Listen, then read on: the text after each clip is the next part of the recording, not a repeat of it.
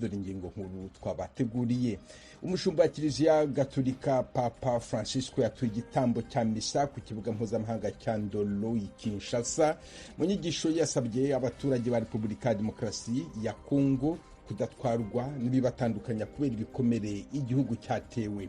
Ubuyobozi bw'igisirikare cya Kongo mu Minembwe burasaba abasirikare kwirinda imvugo zivangura no kubahiriza amategeko mpuzamahanga arengera uburenganzira bwa muntu mu bihe by'intambara. Iyo haje shefu musha ushobora guhindura imiterere yabo turayishigikira kuko n'abasoda babi babaho, haba umuyobozi mukuru mubi ariko umukuru abaye mwiza n'abasoda bagenda bahinduka. Santos Mufasha, umuyobozi wungirije wa Societe Civile mu Minembwe, mugume ku maradiyo yanyu. Iki ni kiganiro Iwanyu mu Ntara. Duhere ku makuru avugwa hirya no hino ku isi mwateguriwe kandi ugizwe na mugenzi wacu Aloise Bigirimana. Aloise, wirweho? Miliwe neza Veniste. Leta ya Somalia imenyesha ko yarungitse abasirikare bayo bashasha ibihumbi n'ibihumbi mu bihugu bibanyi mu myimenyerezo ya gisirikare. Umuhanuzi w'umukuru w'igihugu avuga ko ivyo ari mu ntumbero yo gukomeza igisirikare mu rugamba rwo gutuza umuhari wa Al-Shabaab.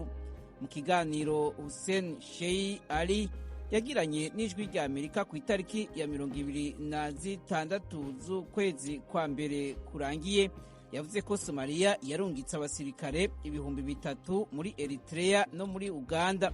Avuga kandi ko abandi ibihumbi 6 bazorungikwa muri Ethiopia no muri Misiri.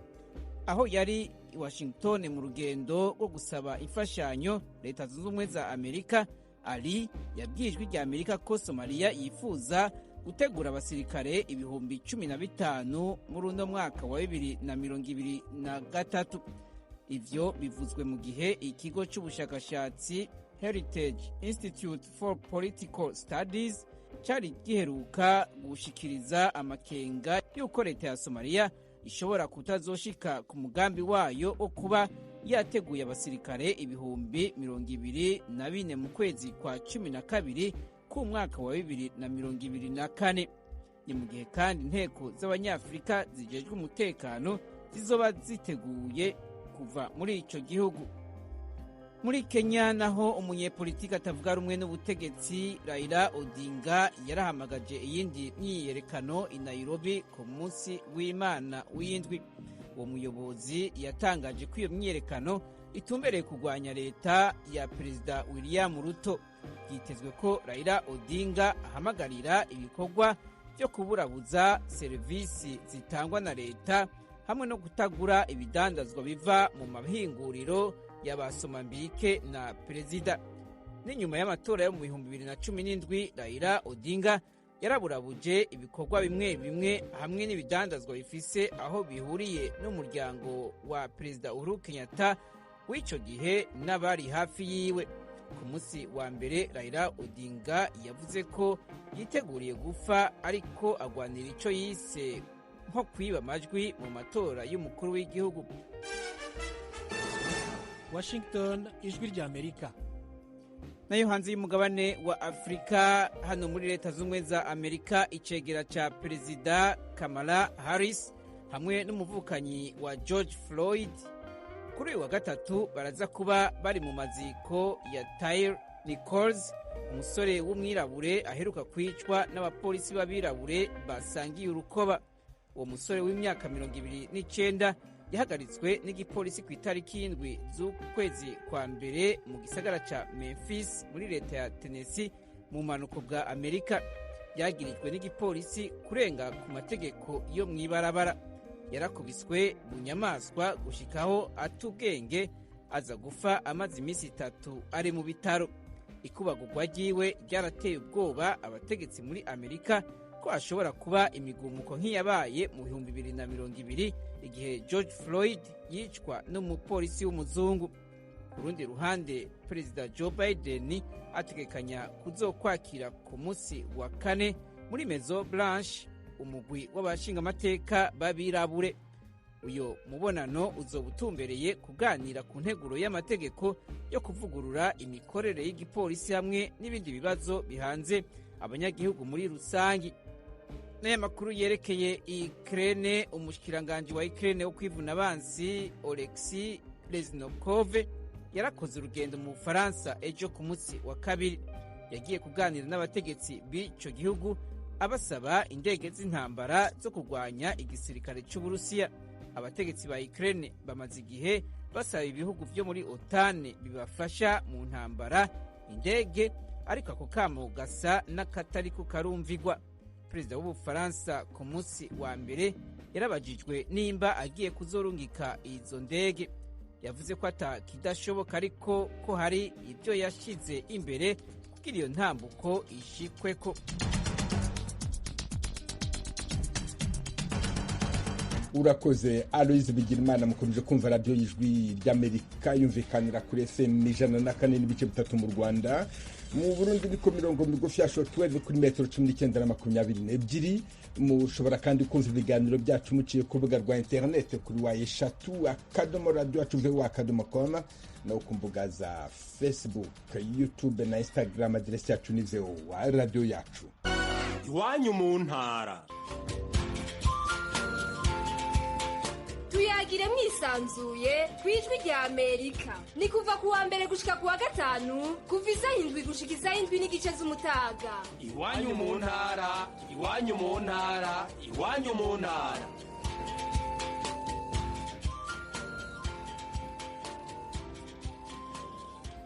Umushumba Kiliziya Gatolika Papa Francisco yatuye igitambo cya misa ku kibuga mpuzamahanga cya Ndolo i Kinshasa. Misa yitabiriwe n'abaturage bagera kuri miliyoni. Bamwe bahageze kuwa kabiri nimugoroba kugira ngo babone umwanya. Mu nyigisho ye atura igitambo cya misa, umushumba wa Kiliziya Gatolika yasabye abaturage ba Repubulika ya Demokarasi ya Kongo kudatwarwa n'ibibatandukanya kubera ibikomere igihugu cyatewe. Papa Francisco yatangije urugendo rwe ijambo yageneye umuryango mpuzamahanga yibutsa uruhare wagize mu byago umugabane wa Afurika wagize muri rusange na Repubulika ya Demokarasi ya Kongo by'umwihariko. Yashyize mu majwi ibihugu bikungahaye bikomeza gusahura umutungo kamere w'ibihugu bititaye ku nyungu z'abaturage. Kubyerekeye intambara ibera mu burasirazuba bwa Kongo, umushumba wa Kiliziya Gatolika aragize ati ntitwamenyera amaraso amaze imyaka n'imyaka atemba muri ako karere. Tukivuga kuri Repubulika ya Demokarasi ya Kongo, mu majyepfo y'uburasirazuba bw'icyo gihugu, umuyobozi mushya wa gisirikare mu Minembwe, General de Brigade André Hunza, arasaba abasirikare bo muri Brigade 12 ikorera muri teritwari ya Fizi kwirinda imvugo zivangura ndetse no kubaha amategeko mpuzamahanga arengera uburenganzira bwa muntu mu bihe by'intambara. Uvira Vedaste Ngabo. Mu itangazo, umuvugizi w'igisirikare cya Kongo muri Brigade ya 12 avuga yuko mu biganiro General André Hunza yagiranye n'abasirikare bo muri Brigade ya 12 barimo n'abasirikare muri Task Force bagizwe n'ingabo z'u Burundi, yasabye abo basirikare gushyira mu bikorwa ikoreshwa ry'amategeko mpuzamahanga arengera ikiremwa muntu mbere y'intambara, mu gihe cy'intambara na nyuma y'intambara. Muri iri tangazo kandi Lieutenant Jeremy Meya uvugiriye Brigade ya 12 avuga yuko General André Hunza yasabye kandi abasirikare abereye umuyobozi kwirinda gukoresha imvugo z'amacyakubiri yita abanyamurenga abanyarwanda kandi ari abakongomani. Bamwe mu baturage batuye muri aka karere ka Minembwe ahabarizwa Brigade ya FARDC basanga ibi biganiro bya General Musha n'abasirikare bishobora gutuma uburenganzira bwa muntu bwongera kubahirizwa muri aka karere kamaze imyaka irenga 7 mu ntambara. Santos Mufashe ni umuyobozi wa Societe Civile wungirije ya Minembwe. Abasirikare baduye muri Brigade basa naho bamaze kuba gahunga bashefu banotable bahano ntibahava, ariko n'abasirikare batoya bafite uburezi bwa gito nyine bamurumogi banywa n'inzoga bigatuma bavuga amagambo atari yo kuvuga ngo tuzabica tuzagira ngo, ariko rero umukuru wabaje agatanga ihumure ku baturage turumva bishimiye cyane. Ibo nta kindi bavuga niyo bamaze gutsinda, bimwe tugenda tubibabaza kuko ari amakomportema, ariko iyo haje shefu musha ushobora guhindura imiterere yabo turayishigikira kuko n'abasoda babi babaho haba umuyobozi mukuru mubi, ariko umukuru abaye mwiza n'abasoda bagenda bahinduka. Usibye ibi biganiro uyu muyobozi yagiranye n'abasirikare, yagiranye kandi n'abayobozi gakondo b'amarokarita atandukanye ya Minembwe ibiganiro byo gushaka uburyo amahoro yakongera kugaruka muri aka karere. Chef Wikino Mitabo ni umuyobozi wa lokalite ya Irundu. gushakira amahoro abasirikare azobahindura akabigisha komportema yabo anvire ku baturage bakitwara neza kandi azoganiriza abaturage yumve akarengane kabo ndetse azashake n'iterambere igihugu dufungurize yo kwa murima dukore imihanda. Aka karere ka Minembwe kari mu birometero bigera kuri 350 n'umujyi wa Bukavu kamaze imyaka irenga 7 mu ntambara z'imitwe yitwaje ibigwanisho yica abaturage, ikanyaga amatungo ndetse igasenya n'amazu, ibitaro ndetse n'amashuri. Mwomenya yuko kuva ingabo z'u Burundi zakoherezwa ku mugaragaro gukorana n'ingabo za Kongo zikorera mu ntara ya Kivu y'Epfo, bimwe mu bice izo ngabo zirimo nko muri teritwari ya Uvira, amahoro aragenda agaruka nk'uko bitangazwa na bamwe mu baturage ndetse na za societe civile. Vedase Ngabo, Ijwi ry'Amerika, Uvira. bakunze baradiyo Ijwi ry'Amerika mutuye mu burasirazuba bwa Repubulika ya Demokarasi ya Kongo, tubararikire kujya mukurikira ibiganiro byacu ku maradiyo akurikira: Radio Communautaire La Voix de Mikeno ibunagana ni ku murongo wa FM 99 n'ibice 7, Radio Ngoma na Amani mu mujyi wa Baraka kuri FM 88 n'ibice 8, Radio Baraka FM nayo mu mujyi wa Baraka ku murongo wa FM 94 n'ibice 4, Radio Communautaire de la Vérité ikorera mu mujyi wa Kiwanja kuri FM 99. N'abadukurikira bari mu majyepfo ya Uganda mwakumva ibiganiro byacu kuri Radio Ijwi riyobora Voice of Muhabura ku murongo wa FM 88 n'ibice 9. Ni Radio Ijwi ry'Amerika iminsi yose kuva kuwa mbere kugera ku cyumweru. mukomeje kumva radio y'Ijwi ry'Amerika ivugira Washington DC mu Kirundi n'Ikinyarwanda. Imiryango mpuzamahanga itegamiye kuri leta n'amashyirahamwe y'abanyamakuru 90 yasabye leta y'u Rwanda kwemera ko hakorwa iperereza ryimbitse kandi ridafite aho ribogamiye ku rupfu rw'umunyamakuru John Williams Ntwari. Umunyamakuru Ntwari byatangajwe ko yapfuye ku itariki ya 19 z'ukwezi gushize kwa mbere. Polisi y'u Rwanda ivuga ko yazize impanuka yo mu muhanda. Temistokole Mutijima. Iyo miryango irimo n'umuryango w'abanyamakuru batagira umupaka Reporters sans frontières yiganjemo iyo mu bihugu byo ku mugabane wa Afurika, by'umwihariko mu karere k'uburasirazuba bw'uyu mugabane aho u Rwanda rubarizwa. Mu itangazo ryayo ivuga ko iryo perereza rigomba gukorwa n'impuguke mpuzamahanga kandi abaterankunga mpuzamahanga ba leta y'u Rwanda bakayishyira ku gitutu ikemera ko rikorwa kandi igakorana neza n'abazarikora. Ku itariki ya 19 y'ukwezi gushize kwa mbere muri uyu mwaka nibwo igipolisi cy'u Rwanda cyahamagaye umuvandimwe wa Ntwari ngo ajye kureba niba umurambo kibitse mu buruhukiro bw'ibitaro bya Kacyiru mu mujyi wa Kigali waba ari uwa Ntwari. Igipolisi cyatangaje ko Ntwari yaguye mu mpanuka ya moto yagonzwe n'imodoka mu gace ka Kimihurura mu ijoro ry'itariki ya 18 ishyiri ya 19 isaa 8:50 z'ijoro.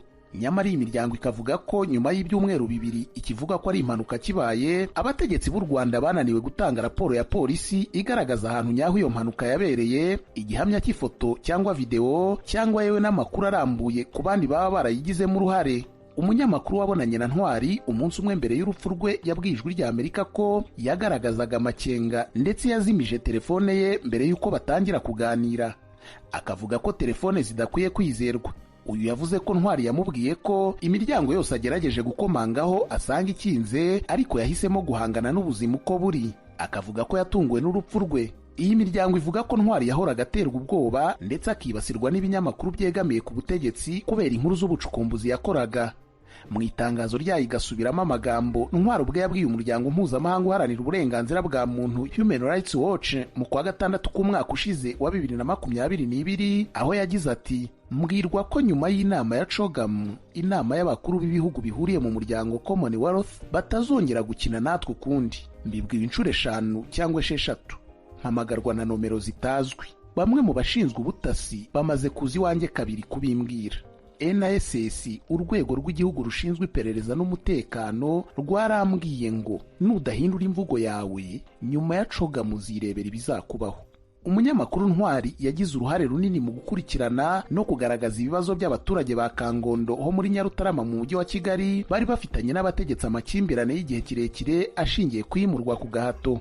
Iri tangazo rigasubiramo amagambo yabwiye igitangazamakuru Al Jazeera ati: nibanda ku butabera, uburenganzira bwa muntu n'ubuvugizi ku batagira kivugira. Izo ngingo uko ari 3 ziragoye hano mu Rwanda, ariko narabyiyemeje. abagerageje kubishyira hanze barafungwa, baratotezwa, bagaterwa ubwoba cyangwa bagafungwa. Icya kabiri, biba ngombwa ko bahunga. Icya gatatu, bamwe muri bo barazimira cyangwa yewe bakanapfa.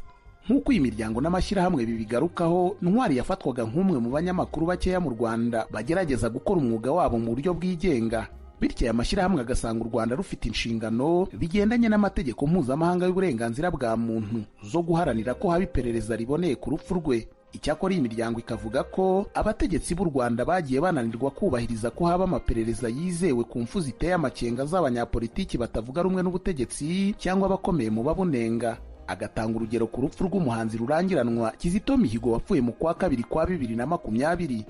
Aya agasaba ko ku bijyanye n'urupfu rwa Ntwari, impuguke zo mu karere na mpuzamahanga nk'intumwa idasanzwe ya Loni ku iyicwa riciye ukubiri n'amategeko cyangwa itsinda rya Komisiyo Nyafurika y'Uburenganzira bwa Muntu rishinzwe gukora ku gihano cy'urupfu, iyicwa ry'abantu batagejejwe mu butabera, ubwicanyi ndengakamere n'izimizwa ry'abantu muri Afurika bagira uruhare muri iryo perereza. Mu gusoza itangazo ryayo, iyo miryango igasaba abaterankunga mpuzamahanga ba leta y'u Rwanda barimo n'umuryango Commonwealth uhuza ibihugu bikoresha ururimi rw'icyongereza guhagarara ku byo biyemeje ku bijyanye n'ubwisanzure bw'itangazamakuru, bagahamagarira u Rwanda kwemera ko haba iperereza ryigenga riboneye kandi ryihuse ku rupfu ruteye amakenga rwa Ntwari John Williams.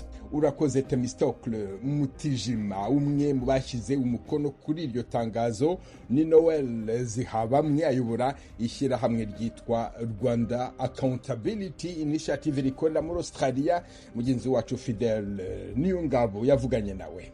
Dusaba yuko habaho amatohoza mpuzamahanga yigenga akareba uburyo uwo nyakwigendera John Williams Ntwari yitabye Imana. Bivuga yuko ngo yazize impanuka kuri moto, ariko nk'uko nabivuga mu kanya hashize ibyumweru bibiri polisi itari yatangaza icyegeranyo cyerekana ko icyo umugabo yazize. Ibitangazwa rero na leta y'u Rwanda gushika ubu ntibibanyura. Ntabwo navuga ko bitanyura nk'uko bitatunyura. Impamvu nuko byagiye bitangazwa minsi ishize uyu nyakwigendera mbere y'urupfu rwe hari hashize iminsi bwe avuga yuko umutekano we utari umeze neza. Mbega mbere n'umunsi umwe mbere y'uko apfa yivugiye yuko hari umuntu bari bahuye amubwira yuko n'ubu ngubu kuba ari kuvuga agomba kubanza gufunga telefone. Hari n'ibindi noneho n'izindi mpamvu atarizo gusa nyakwigendera John Williams Ntwari. Hari n'abandi banyarwanda bagiye bapfa minsi yashize bagapfa, ariko mu mpfu umuntu yavuga wenda atashira amakenga. Kandi muri urwo rwego dushaka yuko hakabaho ankete ndavuga yigenga ku rupfu rw'uwo muntu, kuko bigaragara yuko hari abantu benshi mu gihugu bakomeje gupfa ariko bagapfa mu mpfu zitumvikana. Iryo kete mwasohoye, iryo tangazo rigenewe bande? Itangazo twasohoye rigenewe cyane cyane imiryango mpuzamahanga ifasha u Rwanda, cyane cyane nk'uko mwabibonye harimo umuryango w'ibihugu bivuga icyongereza Commonwealth, hakaba indi miryango itandukanye n'ibihugu bitandukanye kandi bifasha u Rwanda. Twaba tubasaba kuba basaba u Rwanda kuba habaho iryo tohoza kugira ngo bamenye koko ikishe nyakwigendera John Williams Ntwari. Mu gihe ibyo mwiteze inyishu mwaba mwiteze kuri iryo tangazo mwasohoye, mutoyironka niyihe ntambwe ikurikira mutegekanye? Hari nyinshi n'imiryango myinshi nk'uko tubizi, ariko tuzi ko u Rwanda hari amasezerano rwagiye rusinya. Ayo masezerano ibyo basinye hari inzego zenyine dushobora kunyuramo kugira ngo tubasabe ko bashyira igitutu kuri leta iriho ngubu kugira ngo uko iryo tohoza rikorwe. Bivuze ko nimba nta kintu gikozwe na leta iriho ngubu, hari izindi zifashishwa tunyuze cyane cyane mu miryango nk'iyo, cyane cyane u Rwanda rwagiye rusinya kuba wakubahiriza ayo mategeko. Muri make mu kurangiza, abatazi uwo mumenyeshamakuru yagira amatohoza ku byaha John Williams Ntwari ari umuntu ki? Hari ibindi mushobora kubwira nk'abatari bamuzi? Nyakwigendera John Williams Ntwari ni umunyamakuru wigenga, yafatwaga nk'umwe mu banyamakuru bake cyane mu gihugu bakoraga umwuga w'ubunyamakuru bigenga mu kumenyekanisha amakuru n'ibitagenda neza mu gihugu, nk'uko bivugwa n'amashyirahamwe menshi cyangwa abantu benshi bagiye tuvugana. Akaba ari umuntu umwe cyane wafatwaga muri iyi minsi nk'umwanzi kubera inkuru nziza yatangazaga zerekana utagenda neza n'ibigenda neza. Akaba ari umuntu twavuga utaratinyaga kuba yatangaza inkuru abanyamakuru benshi nk'uko byagiye byumvikana batinyaga kuvuga. Umuntu nk'uwo twabonaga ko ari nk'uko we yabyivugiraga, yari ijwi ry'abativugira, kandi biragaragara ko akazi yakoraga kari akazi katoroshye kuko ngubu uzi ko abanyarwanda benshi babaye mu bwoba, abanyarwanda benshi barabona ukuri ntibakuvuge, abanyarwanda benshi bashobora no kwemera bakicwa aho kugira ngo bavuge ukuri. hariho kuri ngiye mbona ntwari yari umuntu kuko w'intwari nk'uko izina rye rimuvuga, hariho impamvu twumva yuko rwose hakabayeho ubwo bushake bw'uko hamenyekana icyo yaguze. ndabashimiye cyane kuri iki kiganiro, murakoze. murakoze cyane. Ijwi ry'Amerika, uruwa mbere, uruwa mbere, uri igitego. mukomeje kumva radiyo y'ijwi ry'Amerika, uno mwanya w'ikiganiro Amerikana kigaruka ku byaranze Amerika mu bihe byashize no mu bihe bya none. Ikiganiro mu gutegurwa kandi mugezweho buri wa gatatu na Toma Kamirindi.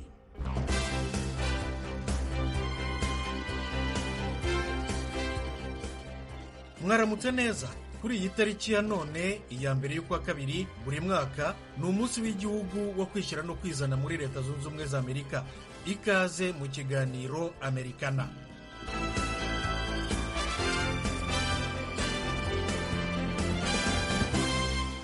umunsi w'igihugu wo kwishyira no kwizana, National Freedom Day, utandukanye n'umunsi w'ubwigenge, Independence Day, wo kwizihiza itariki ya 4 y'ukwa karindwi Leta Zunze Ubumwe za Amerika yafatiyeho ubwigenge bwayo mu 1776. ibi igihugu nk'ibindi byose bifite ubusugire bwabyo. uyu munsi w'igihugu wo kwishyira no kwizana, National Freedom Day, ukomoka he? umugabo witwa Richard Robert Wright Sr. yavukiye mu bucakara mu 1855. nyuma y'intambara yisubiranamo ry'abenegihugu, Civil War, yabaye kuva mu 1861 kugera mu 1865. ubucakara bwaracitse burundu muri Leta Zunze Ubumwe za Amerika, nawe rero n'ababyeyi be babona ubwigenge. yaje kuba umusirikare mukuru n'ipeti rya majoro. avuye ku rugerero yabaye umushoramari wahiriwe, ashinga banki n'amashuri yisumbuye na kaminuza. yabaye kandi umwe mu bantu b'imena barwanyije ivanguramoko. yari atuye mu mujyi wa Philadelphia muri leta ya Pennsylvania mu burasirazuba bwa Leta Zunze Ubumwe za Amerika. yitabye Imana mu 1947 afite imyaka 92 y'amavuko. Wright Sr. yagize igitekerezo cyo kwinjiza mu mateka itariki ya mbere y'ukwa kabiri nk'umunsi ngarukamwaka w'igihugu wo kuzirikana ihame ryo kwishyira kwizana. yakoranyije abayobozi b'inzego batandukanye, buhoro buhoro baza kuzuza no kwandika umushinga. bawugejeje ku nteko ishinga amategeko y'igihugu, Congress. hashize umwaka Wright Sr. atabarutse, yemeje itegeko ryimika umunsi w'igihugu wo kwishyira kwizana ku itariki ya mbere y'ukwa kabiri kwa buri mwaka. Perezida wa Repubulika wa 33 Harry Truman yarisinye kuri 30 y'ukwa gatandatu 1948. uyu munsi kandi utangiza ukwezi kwahariwe amateka, umuco n'umurage by'abirabura muri Leta Zunze Ubumwe za Amerika. kuki Wright Sr. yahisemo itariki ya mbere y'ukwa kabiri?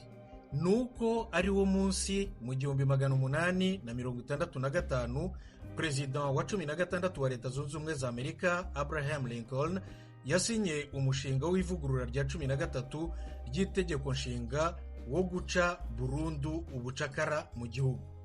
Sena ya Amerika yawemeje mu 1864, ariko umutwe w'abadepite wa Congress wo wabanje gutseta ibirengeho gatoya, nyuma nawo uza kuwutora ku itariki ya 31 y'ukwa mbere 1865. bukeye rero umukuru w'igihugu yawushyizeho umukono, uhita ujya muri leta zigize igihugu kugira ngo nazo ziwinjize mu mategeko yazo bwite, ibyo bita ratification. umubare wazo wa ngombwa kugira ngo rero ryemerwe 3/4 wabonetse ku itariki ya 6 y'ukwa 12 1865. bityo ivugurura rya 13 ry'itegeko nshinga rya Leta Zunze Ubumwe za Amerika riba ribaye itegeko.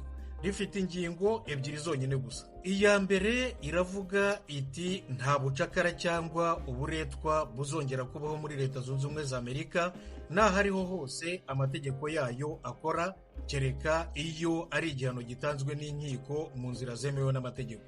naho ingingo ya kabiri yo ivuga byonyine gusa ko Congress igomba gushyira mu bikorwa ingingo ya mbere ishyizeho itegeko ribikwiye.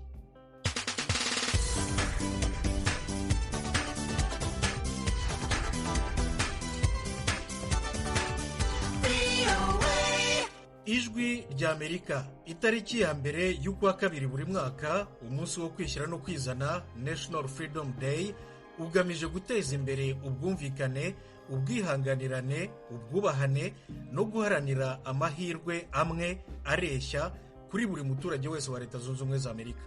Wibutsa cyane cyane ariko ko Leta Zunze Ubumwe za Amerika ari igihugu gifite indagano cyangwa umurage byo kwishyira no kwizana, ubwigenge n'ubwuzuzanye. Nshuti zacu, ikiganiro Amerika na cy'uyu munsi nta gihumurije.